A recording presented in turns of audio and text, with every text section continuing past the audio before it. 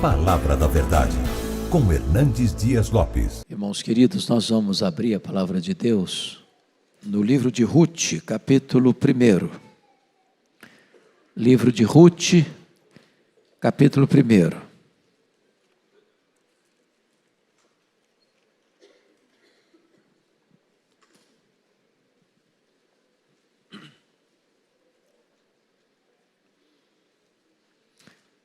Faremos a leitura a partir do verso 1 até o verso 22. Nos dias em que julgavam os juízes, houve fome na terra. E um homem de Belém de Judá saiu habitar na terra de Moabe com sua mulher e seus 2 filhos. Este homem se chamava Elimeleque e sua mulher Noemi. Os filhos se chamavam Malom e Quilion, efrateus, de Belém de Judá. Vieram à terra de Moabe e ficaram ali. Morreu Elimeleque, marido de Noemi, e ficou ela com seus 2 filhos, os quais casaram com mulheres moabitas. Era o nome de uma Orfa e o nome da outra Ruth, e ficaram ali quase 10 anos. Morreram também ambos, Malom e Quilion, ficando assim a mulher desamparada de seus 2 filhos e de seu marido. Então se dispôs ela com as suas noras e voltou da terra de Moabe, porquanto nesta ouviu que o Senhor se lembrara do seu povo, dando-lhe pão. Saiu, pois, ela com as suas 2 noras do lugar onde estivera. E indo elas caminhando de volta para a terra de Judá, disse-lhes Noemi: Ide, voltai, cada uma à casa de sua mãe. E o Senhor use convosco de benevolência, como vós usastes com os que morreram e comigo. O Senhor vos dê que sejais felizes, cada uma em casa de seu marido. E beijou-as. Elas, porém, choraram em alta voz e lhe disseram: Não, iremos contigo ao teu povo. Porém Noemi disse: Voltai, minhas filhas, porque iris comigo? Tenho eu ainda no ventre filhos, para que vos sejam por maridos? Tornai, filhas minhas, ide-vos embora, porque sou velha demais para ter marido. Ainda quando eu dissesse tenho esperança, ou ainda que esta noite tivesse marido e houvesse filhos, esperá-los-is até que viessem a ser grandes? Abster-vos-is de tomardes marido? Não, filhas minhas, porque por vossa causa a mim me amarga o ter o Senhor descarregado contra mim a sua mão. Então, de novo choraram em voz alta. Órfã, com um beijo, se despediu de sua sogra, porém Ruth se apegou a ela. Disse Noemi: Eis que a tua cunhada voltou ao seu povo e aos seus deuses.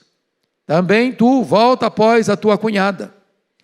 Disse, porém, Ruth: Não me instes para que te deixe e me obrigue a não seguir-te, porque aonde quer que fores, irei eu, e onde quer que pousares, ali pousarei eu. O teu povo é o meu povo, o teu Deus é o meu Deus. Onde quer que morreres, morrerei eu, e aí serei sepultada. Faça-me o Senhor o que bem lhe aprouver, se outra coisa que não seja a morte me separar de ti. Vendo, pois, Noemi que de todo estava resolvida a ir com ela, deixou de insistir com ela. Então ambas se foram, até que chegaram a Belém.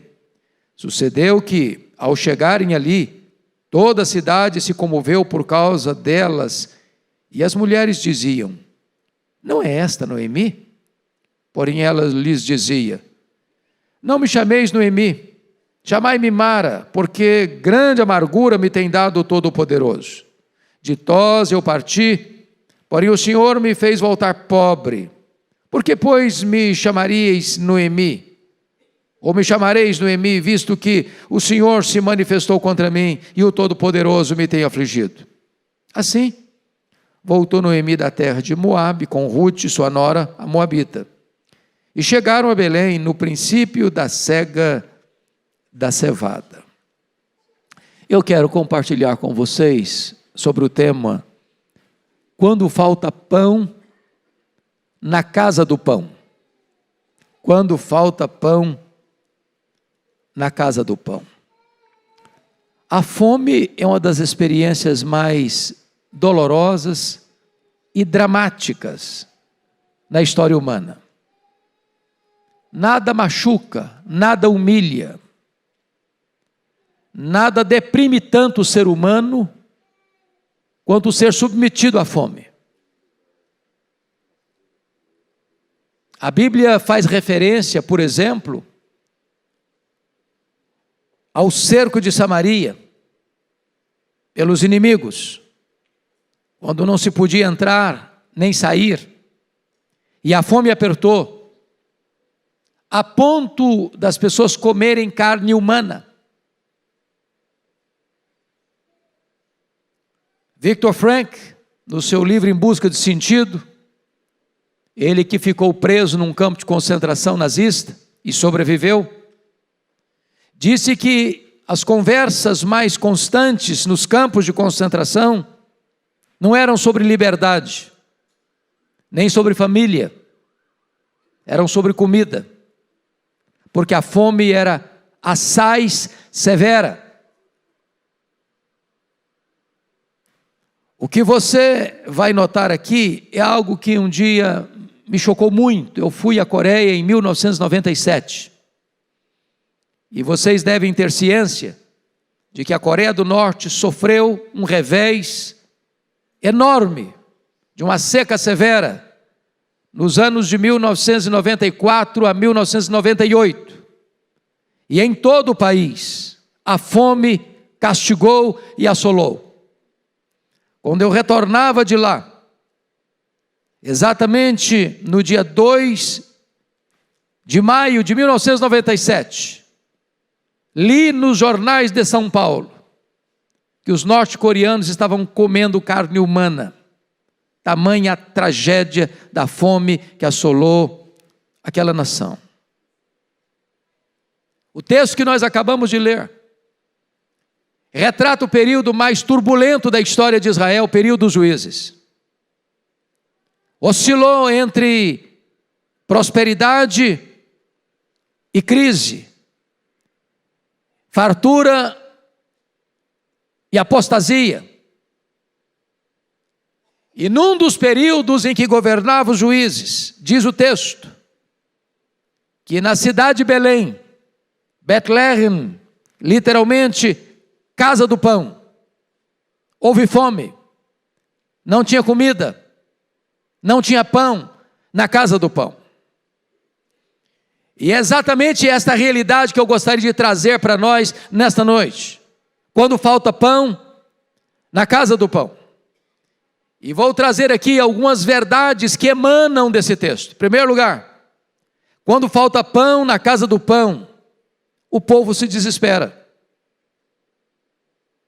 Não há quietude, não há serenidade, não há equilíbrio emocional, não há firmeza, onde há fome.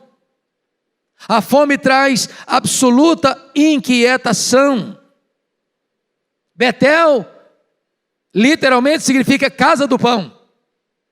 Mas houve um dia em que Betel era uma mentira, era um fake news, era uma propaganda enganosa. Era uma inverdade. Na casa do pão não tinha pão.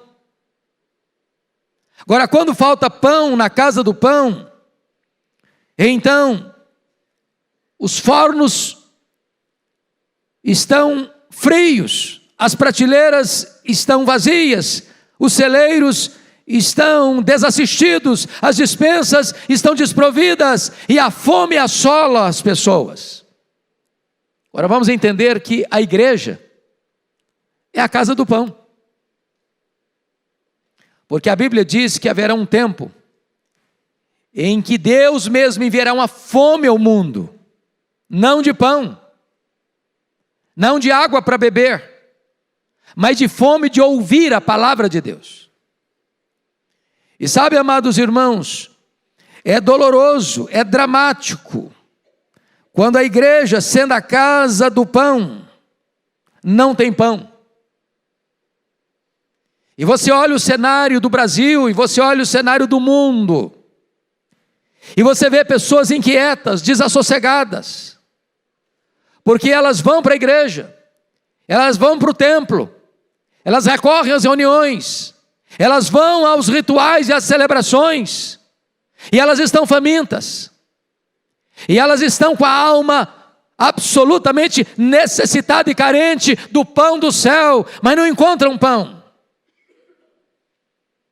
E conforme nós cantamos, há um momento que a nossa alma tem sede de Deus. Há um momento que o pão da terra não satisfaz, em que a fartura do mundo não satisfaz.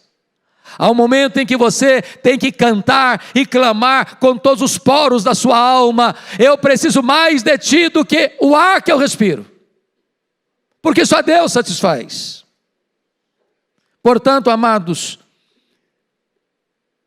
a maior necessidade sua, a maior necessidade minha, a maior necessidade da Igreja Presbiteriana de Pinheiros é da presença de Deus, é da glória de Deus refletida em nossa vida, é de cada pessoa que entrar por esses umbrais possam saber que na casa do pão tem pão com fartura, porque a mesa do Pai está provida com fartura. Mas me permita dizer uma segunda coisa: quando falta pão na causa do pão, as pessoas deixam a casa do pão. Olha comigo o verso 1. Nos dizem que julgavam os juízes, houve fome na terra, e um homem de Belém de Judá saiu habitar na terra de Moabe com sua mulher e seus 2 filhos. Então vamos notar algumas coisas aqui, irmãos. Pessoas famintas deixam a casa do pão quando não tem pão. Você olha para a Europa hoje e você vê as igrejas vazias.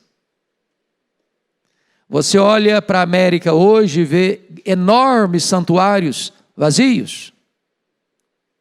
Você recorre e percorre o mundo hoje, você vê templos evangélicos sendo vendidos e transformados em bares, em museus, em boates, em mesquitas. Porque as pessoas foram e não encontraram pão. E quando não tem pão, na casa do pão, as pessoas vão embora. Elas não permanecem. Elas não ficam. Sem pão as pessoas não vêm. Sem pão as pessoas não chegam. E eu fico olhando esta cena. As pessoas famintas, deixando a casa do pão, porque lá não tem pão. Esse era o tempo dos juízes. Diz a Bíblia que nesse período a palavra de Deus era rara. Era rara. E aqui estamos informados que Elimeleque, Noemi, Malom e Quilion, nessa hora de crise, de fome, esta família abandona Belém, abandona a casa do pão. Agora notem vocês que eles saíram guiados por uma visão humana e não guiados pela fé. Porque a solução, quando não se tem pão na casa do pão, não é fugir. A Bíblia fala de Abraão, que num tempo de fome na terra, ele desceu ao Egito e quase perdeu o casamento. A Bíblia fala de Isaque, que num tempo de fome, foi tentado a descer ao Egito, e Deus disse para ele: não desça ao Egito. A solução não é fugir. A solução não é ser guiado por visão humana, como aconteceu com Ló, que buscou segurança e não a vontade de Deus. Em outras palavras, a solução não é deixar a igreja, não é abandonar a casa de Deus. A solução é buscar o Deus que tem pão com fartura, para que o pão volte à casa de Deus, para que Belém não seja lugar de fome, mas de fartura. Eu fico imaginando, irmãos, e olhando o cenário, por que você vê tantas pessoas, multidões e multidões, indo para um estádio de futebol, indo para um show, indo para um bar, indo para os seminários de autoajuda, indo para os lugares de misticismo e sincretismo? Por que elas estão indo? Porque elas têm fome. Talvez elas não saibam. E elas estão desesperadamente desejosas de mitigar essa fome, de resolver esse problema, de preencher esse vazio. Agora preste atenção nisso. Nós, Igreja de Deus, Belém de Deus, Casa do Pão, precisamos ter pão com fartura. Porque essas pessoas famintas, quando souberem que há pão na Casa do Pão, elas virão. E elas encontrarão pão. E elas serão saciadas. E elas correrão para dizer para as outras pessoas que estão com fome: hoje é dia de boas novas e nós não podemos nos calar. Tem pão com fartura, vamos lá, vamos lá, vamos lá. Às vezes, há o grande risco da gente dizer para as pessoas: tem pão em Belém. Belém é a casa do pão. E em tantos lugares as pessoas correm para lá, mas encontram muito do homem e pouco de Deus. As pessoas correm para lá e encontram receita de pão, mas não tem pão. As pessoas correm para lá e elas escutam: olha, aqui já teve pão. Aqui houve tempo em que as padarias estavam lotadas, em que os celeiros estavam cheios, e começam a falar então dos grandes avivamentos do passado, dos grandes feitos do passado, das grandes maravilhas do passado, mas as pessoas estão com fome hoje, elas estão com fome agora.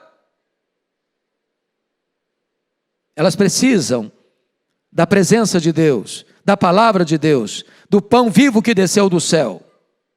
Agora nota em terceiro lugar: quando não há pão na casa do pão, as pessoas buscam alternativas perigosas. Veja comigo o versículo de 1 a 5, que Elimeleque, ele em vez de enfrentar a crise, em vez de trabalhar para que a crise fosse revertida, em vez de permanecer em Belém até que Deus visitasse este povo e trazendo pão com fartura, diz a Bíblia que ele, sua mulher, seus 2 filhos, saíram de Belém e vieram à terra de Moabe e ficaram ali. Quando você olha no mapa, hoje você faz essa viagem num dia, é perto, mas naquela época era uma viagem.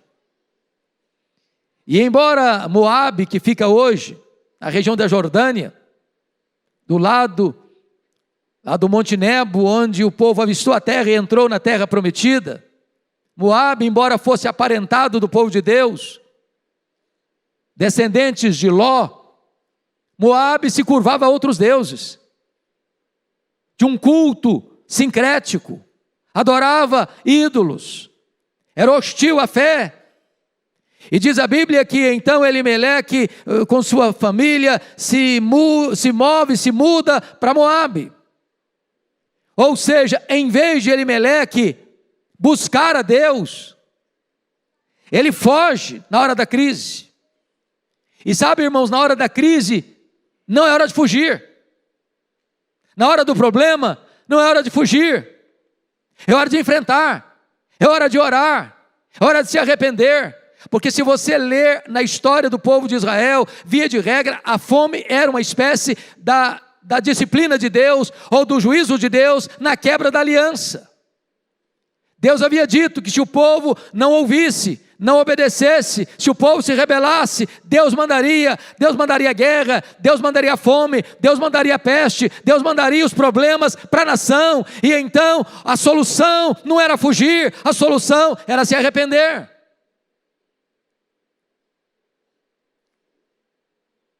Quantas pessoas que na hora da crise saem da igreja?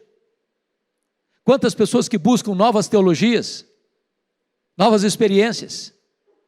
Quantas pessoas que correm atrás daquilo que vai ser o risco para a sua vida, vai ser a destruição da sua família?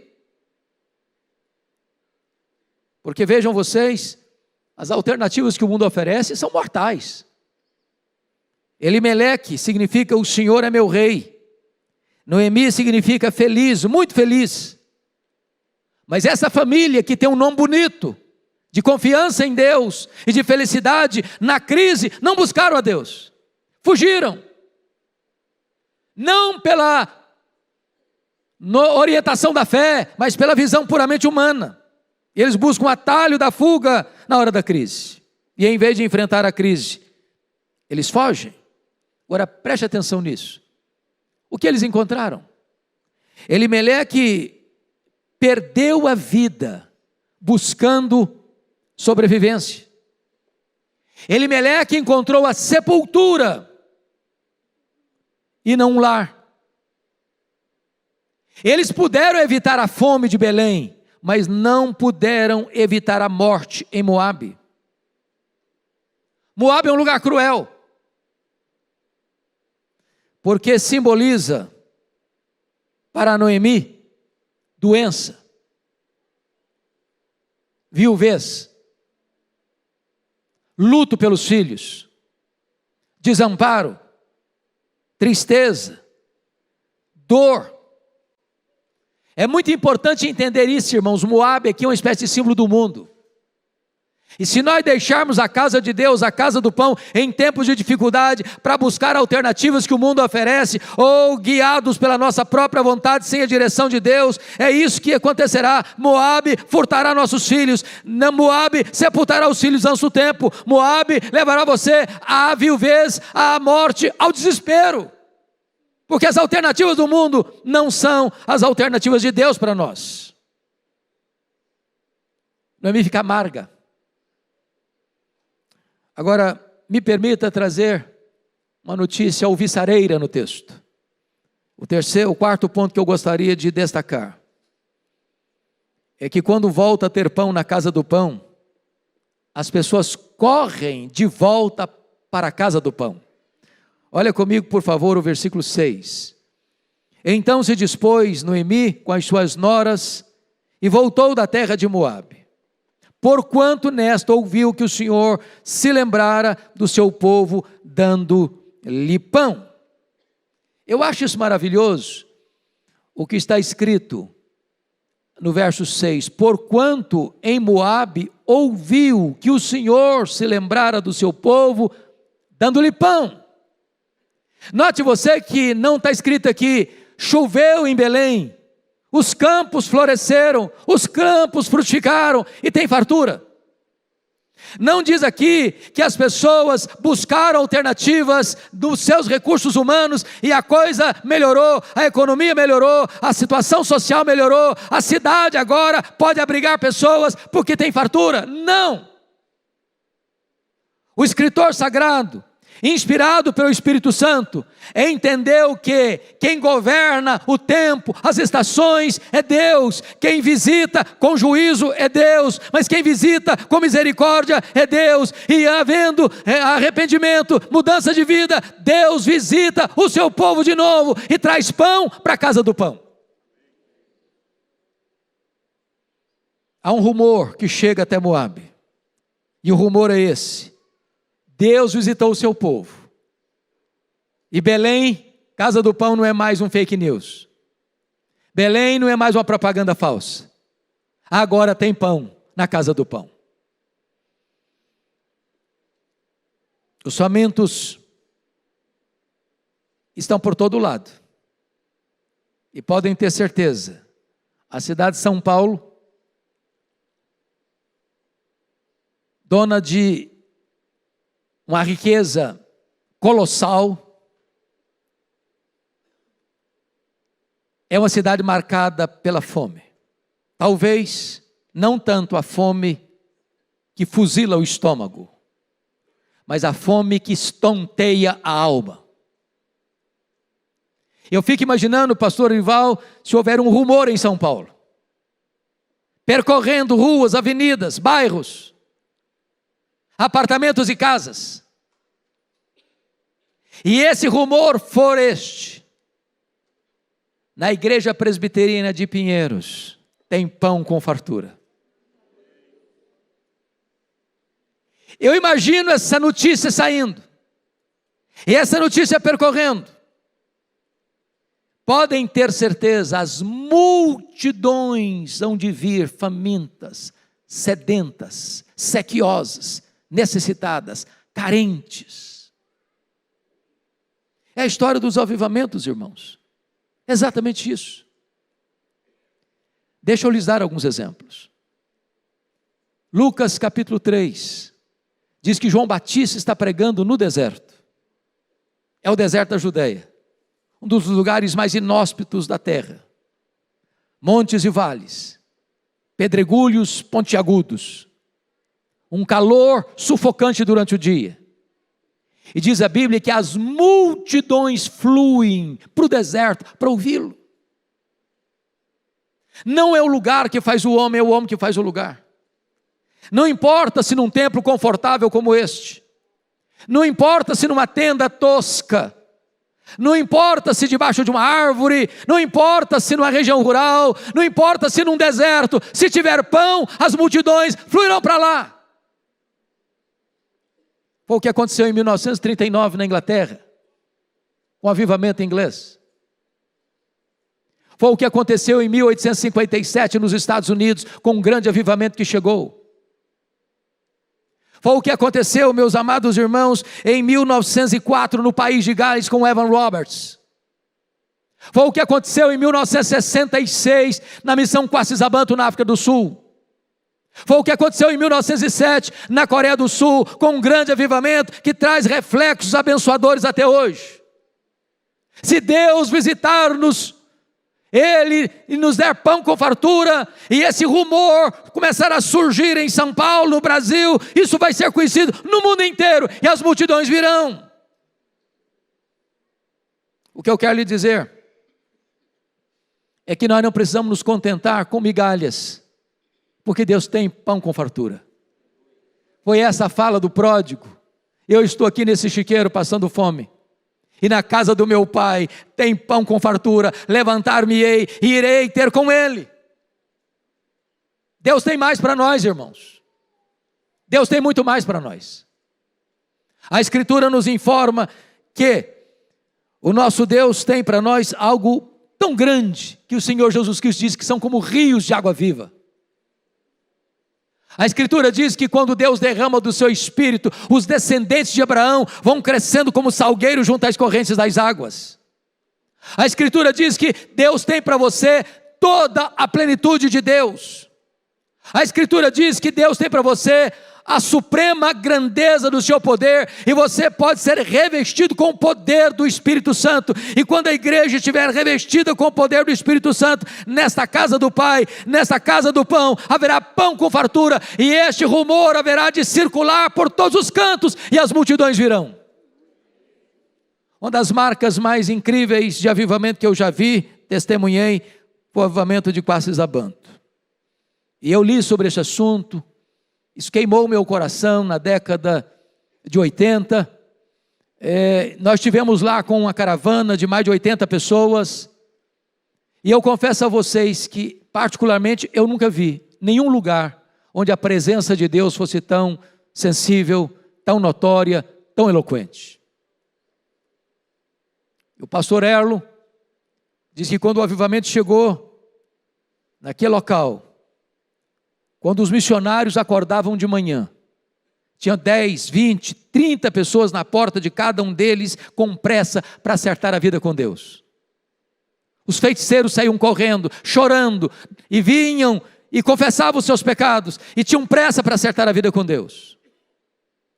Eu vi ali um templo construído, um templo para 15 mil pessoas, construído numa fazenda, com 3 cultos por dia. Caravanas do mundo inteiro indo ver e ouvir o que Deus estava fazendo ali. E eu creio, meus amados irmãos, que quando Deus visita a casa do pão com fartura, esse rumor, esta informação há de circular pelas Moabes da vida. Esta informação há de chegar a tanta gente, e as pessoas terão então a bênção de retornar à casa do pão. Mas me permita dizer, quando há pão na casa do pão, as pessoas nos acompanharão à casa do pão. Veja você, que não só aqueles que saíram voltam, mas aqueles que voltam trazendo mais alguém consigo. Veja você o versículo de número 16, que quando Noemi está voltando, Ruth disse para ela: não me instes para que te deixe, e me obrigue a não seguir-te, porque onde quer que fores, irei eu, e onde quer que pousares, ali pousarei eu. O teu Deus é o meu Deus, o teu povo é o meu povo, o teu Deus é o meu Deus. Aonde quer que morreres, morrerei eu, e aí serei sepultada. Faça-me o Senhor o que bem lhe aprouver, se outra coisa que não seja a morte me separar de ti. Oh, amados, nós temos tantas pessoas ainda que saíram da igreja e não voltaram. Nessa pandemia mesmo, quantas pessoas, Brasil afora, mundo afora, desapareceram. Eu estava pregando num congresso de pastores, aliás, num café da manhã com pastores na cidade de Santos, e eu cheguei um pouco mais cedo, e daqui a pouco se aproxima um pastor, seus 50 e poucos anos, semblante um pouco abatido, e eu puxei conversa com ele. Ele disse: pastor, eu estou vindo aqui hoje porque eu preciso de uma palavra. Eu estou atordoado, estou com o coração quebrado. Eu perguntei: o que foi, pastor? Ele me respondeu: eu sou pastor de uma pequena igreja, de 80 membros. Veio a pandemia, veio o lockdown, eu não estava preparado para atender a demanda, e agora que estamos começando a voltar, eu fui atrás das pessoas, e dos 80 membros, 42 deles disseram para mim: nós não vamos voltar mais, pode tirar o nosso nome da igreja, não queremos mais, não temos interesse mais. E este fato não é um fato único, você vê isso por todo canto, por todo lado. Quantas pessoas que não voltaram mais? Talvez você que está me ouvindo agora, aqui pelas redes sociais, ainda não voltou. Mas eu quero dizer para você, que quando há pão na casa do pão, os que saíram voltarão. Voltarão. E eles não voltarão sozinhos. Não voltarão sozinhos. Noemi trouxe Ruth consigo. Os que hão de voltar trazendo outras pessoas. Porque há um ruído que surge, há uma notícia que corre, há uma propaganda que não precisa de qualquer outro instrumento, que não de boca a boca. As pessoas vão dizer: olha, chegou pão lá em Belém, a casa do pão agora tem pão, agora não é mentira, agora não é propaganda falsa, agora não é prateleira vazia, agora não são fornos frios, agora tem pão com fartura na casa do pão, e as multidões hão de vir, irmãos, em nome de Jesus.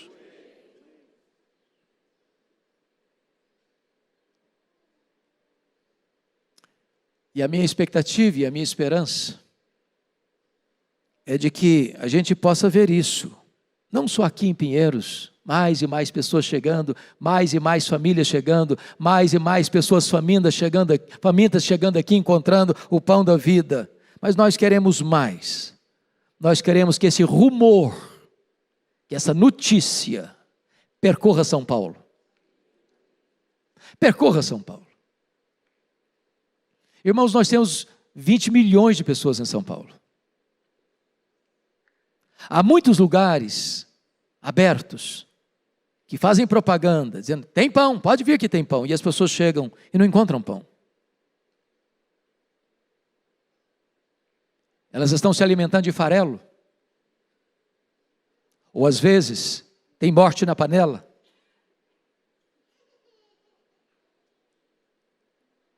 Mas eu estou certo de uma coisa: se Deus se lembrar de nós e nos visitar com um pão, não o pão da terra, não o pão que perece, mas o pão da vida, o alimento verdadeiro, podem ter certeza, antes que nós pudéssemos abrir as portas desta igreja, as multidões já estarão à porta esperando. Nós não conseguiremos, pastor, por mais otimista que seja a nossa possibilidade de ter um templo aqui para 3.000 pessoas, já começará pequeno, porque as multidões virão, porque os famintos virão, os que saíram voltarão, e quando voltarem não voltarão só, precisamos, meus irmãos, mais do que qualquer outra coisa, é desta presença manifesta de Deus, do pão da vida neste lugar, a casa do pão. Eu estava lendo acerca de um pastor da Etiópia, pregador, apaixonado por Jesus, pregando com fidelidade o Evangelho, enfrentando os horrores do comunismo. E esse pastor perseguido, por onde passava, ele era perseguido. Mas ele perseverava. Um dia ele está pregando numa igreja, numa conferência. Os capatazes do comunismo entraram no templo. E eles tomaram uma atitude radical com esse pastor para querer acabar com a vida dele. E disseram: nós viemos aqui porque queremos fechar essa igreja e parar o seu ministério. E o que fizeram foi crudelíssimo. A esposa sentada no primeiro banco, com a filhinha de 3 anos no colo. Eles pegaram a menina com toda a fúria e jogaram a menina pela vidraça. E ela caiu sem vida do lado de fora. Foi um pânico, foi uma dor terrível. Mas aquela mãe, serenamente, extraordinária e miraculosamente, se levanta do primeiro banco, vai lá fora, pega a menina morta, acolhe nos seus braços, retornou para o templo, sentou no primeiro banco, com a menina morta nos braços, e o culto continuou, exaltando e celebrando o nome de Jesus. Esse testemunho foi tão vivo na Etiópia, que esse pastor dali para frente, pregou para mais de 400.000 pessoas na Etiópia, num ambiente de hostilidade e perseguição, vendo milhares e milhares de pessoas se rendendo ao Senhor Jesus Cristo. Quando Deus está presente, a mão do diabo não pode prevalecer. Quando Deus está presente, nenhuma ideologia, nenhuma perseguição, nenhuma força das trevas pode intimidar a igreja, pode fazer a igreja recuar. A maior necessidade nossa, irmãos, é dessa presença manifesta de Deus. E eu não estou falando da onipresença de Deus. Ele é onipresente sim, em qualquer lugar do mundo. Ele é onipresente. Eu estou falando da presença manifesta de Deus, que quem chega sabe quão tremendo este lugar. É a casa de Deus, é a porta do céu.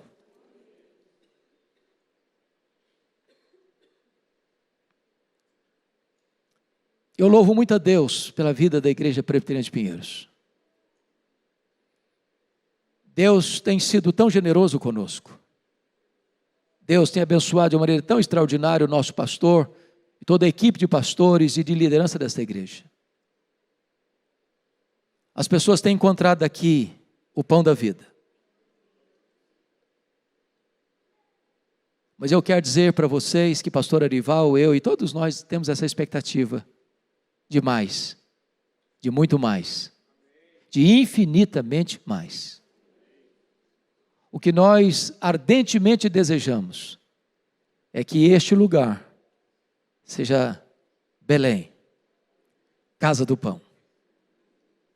A Bíblia diz que Noemi veio, que Ruth veio com ela, e a providência carrancuda tornou-se em face sorridente, porque Ruth vai se casar com Boaz. Desse casamento vai surgir um homem chamado Obed, que vai ser o pai de Jessé, que vai ser o pai de Davi, que vai ser o pai do Messias, pois o Messias nasceu da descendência de Davi, e o Messias nasceu exatamente em Belém, onde Davi nasceu, e ele é o verdadeiro pão que desceu do céu, e ele diz: eu sou o pão da vida, quem se alimentar desse pão, nunca mais terá fome. A nossa esperança e oração é que quem entrar por estas portas possam receber aqui o pão do céu, o pão da vida, que é Jesus, e terem a sua fome verdadeiramente saciada por Ele. Que o Senhor nos abençoe. Amém.